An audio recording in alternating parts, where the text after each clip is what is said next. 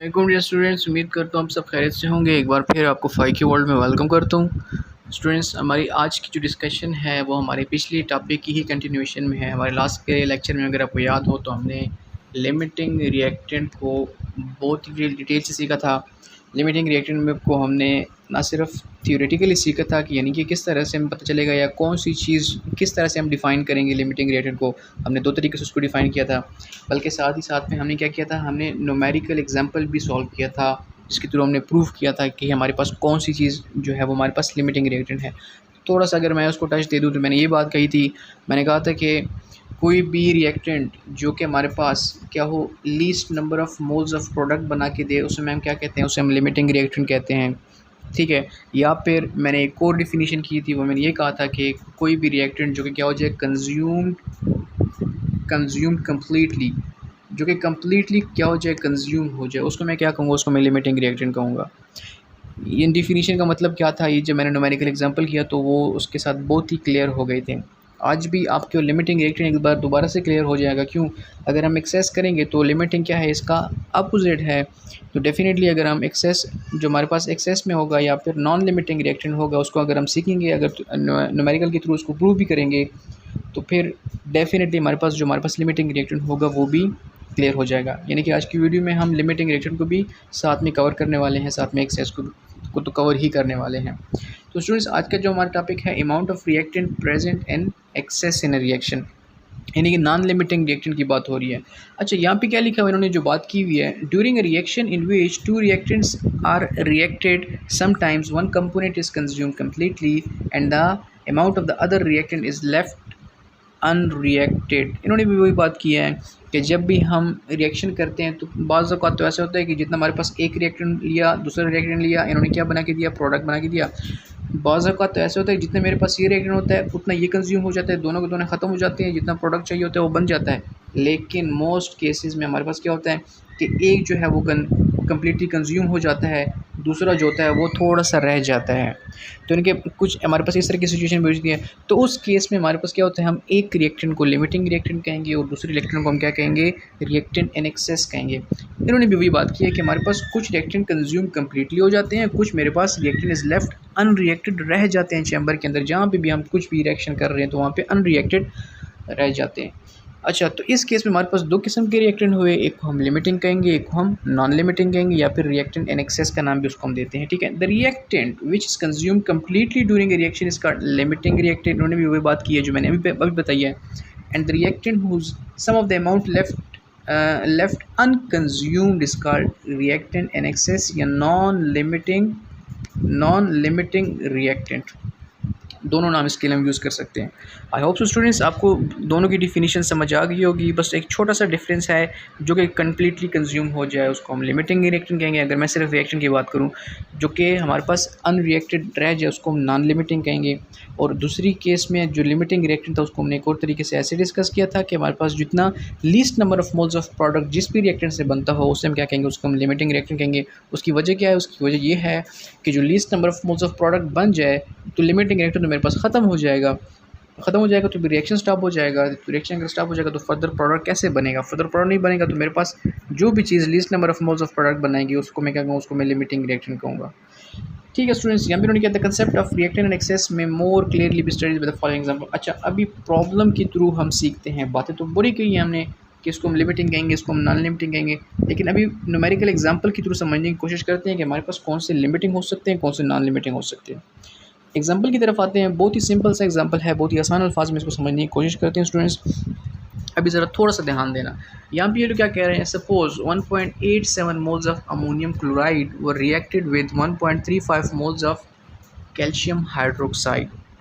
ठीक है, एक हमारा काम है अमोनियम क्लोराइड के साथ, एक हमारा काम है कैल्शियम हाइड्रोक्साइड के साथ। मैं बार बार एक बात आपको बताता हूँ और वो ये है कि जो हमारे पास डेटा में जिन चीज़ों का जिक्र होता है ना, आपने सिर्फ उनको टच करना है, उसके अलावा आपने किसी को भी मुँह नहीं लगाना। तो हमारे पास किसकी जिक्र हुआ है? एक हमारे पास अमोनियम क्लोराइड की बात हुई है, एक हमारे पास कैल्शियम हाइड्रोक्साइड की बात हुई है।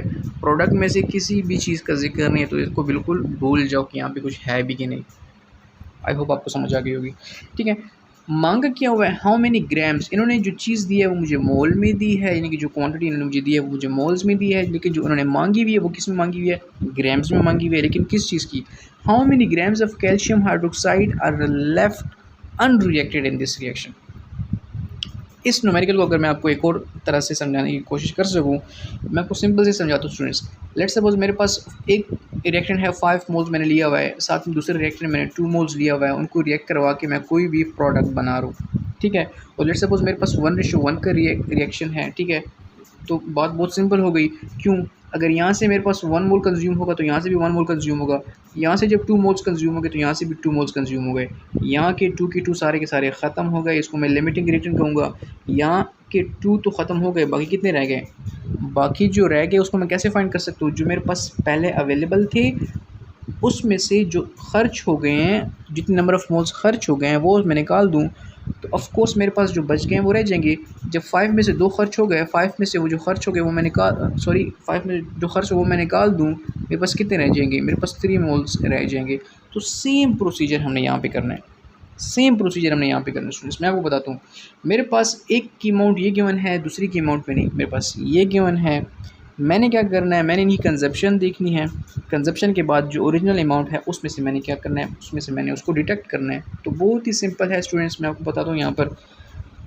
अगर मैं बैलेंस्ड केमिकल इक्वेशन को देखूँ, मैंने आपको पहले ही कहा था कि आपने क्या करना है, अपने डेटा को देखना है, डेटा में जिस चीज़ का जिक्र हो आपका सिर्फ काम उसके साथ है, इसके अलावा आपका किसी के साथ काम नहीं है। तो प्रोडक्ट के साथ तो हमारा बिल्कुल भी काम नहीं है, इसको तो हटा देते हैं साइड पर, हमारा काम किसके साथ है, इसके साथ हमारा काम है, ठीक है। तो according to balance chemical equation मेरे पास 2 मोल्स ऑफ अमोनियम क्लोराइड के लिए कितने मोल्स ऑफ कैल्शियम हाइड्रोक्साइड चाहिए, 1 मोल्स।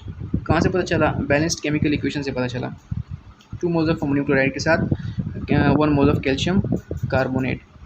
मैं क्या करता हूँ, 2 को वहाँ पे डिवाइड कर देता हूँ। मेरे पास जो अमोनियम क्लोराइड है ये आप ऊपर न्यूमेरिकल के एग्जांपल में दोबारा देख सकते हैं, मेरे पास कितना गिवन है ये यहाँ पे भी लिखा हुआ है 1.86 मोल्स।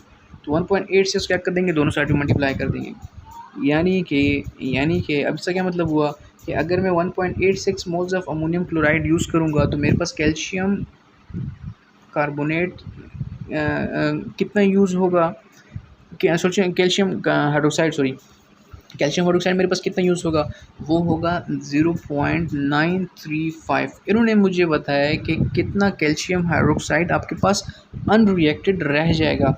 तो मेरे पास 1.87 मोल्स जब मैंने यूज़ किए तो फिर उस हिसाब से मेरे पास कितना कैल्शियम हाइड्रोक्साइड यूज़ हुआ, 0.935। तो वही बात मैंने क्या किया था, मैंने ओरिजिनल अमाउंट में से मेरे जो आपको एग्जांपल बताई, मैंने जो कंज्यूम हो गया था वो मैंने निकाल लिया था, बाकी मेरे पास क्या आ गया था, लेफ्ट अनरिएक्टेड जो था वो मेरे पास रह गया था। तो सेम प्रोसीजर मैंने ये करना है, ये मेरे पास कंज्यूम हुआ है, मेरे पास अवेलेबल कितना है, अवेलेबल का आपको ख्याल रखना है। अवेलेबल मेरे पास है 1.35। कहाँ से पता चला, इन्होंने मेरे पास डेटा में गिवन है, डेटा में ऊपर आप न्यूमेरिकल मैं एक बार आपको दिखा देता हूँ, यहाँ पे कितना गिवन है, कैल्शियम हाइड्रोक्साइड 1.35। कंज्यूम कितना हुआ है, अभी हमने प्रूफ किया बैलेंस केमिकल इक्वेशन के थ्रू, कंज्यूम हुआ है 0.935 मोल्स मेरे पास कंज्यूम हुआ है।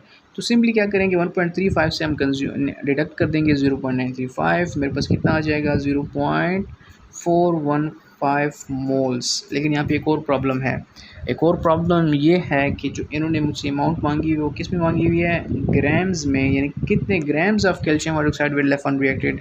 मैंने किस में फाइंड किया, मैं तो मोल्स में फाइंड किया है। तो मोल्स को तो मैं ग्राम्स में आराम से कन्वर्ट कर सकता हूँ, mass in grams is equal to number of moles multiply by molar mass, जो कि बहुत सिंपल सा फार्मूला है, बचपन से पढ़ते आ रहे हैं।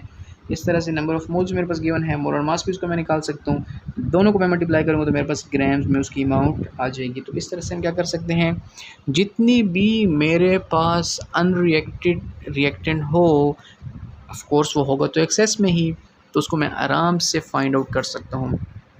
बहुत सिंपल है स्टूडेंट्स, मैंने सिंपल तरीके से आपको बताया कि आपके पास जितनी ओरिजिनल अमाउंट होती है उससे जितनी अमाउंट कंज्यूम हो जाए, तो ज़ाहिर सी बात है, ये तो बहुत लॉजिकल बात है कि जितनी अमाउंट आपकी कंज्यूम हो गई, आपकी जो ओरिजिनल अमाउंट है वो आप कंज्यूम वाली उससे निकाल लोगे, वो तो वैसे भी खर्च हो गई।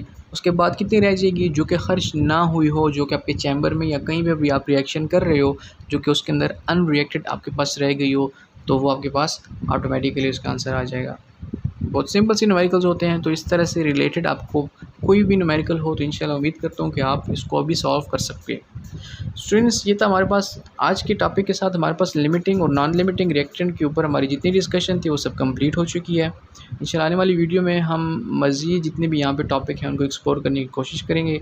हमेशा की तरह आपसे एक ही रिक्वेस्ट होती है कि काइंडली हमारी वीडियो को लाइक कर दीजिए करें और साथ में सब्सक्राइब भी कर दीजिए करें। इससे और कुछ नहीं होता, सिर्फ हमारी थोड़ी हौसला अफजाई हो जाती है कि कम से कम स्टूडेंट्स कंसेप्ट गेन कर रहे हैं। स्टूडेंट्स, आपसे इजाज़त चाहूँगा। इंशाल्लाह आने वाली वीडियो में दोबारा मुलाकात होगी। तब तक के लिए इजाज़त दीजिए। अल्लाह हाफ़िज़।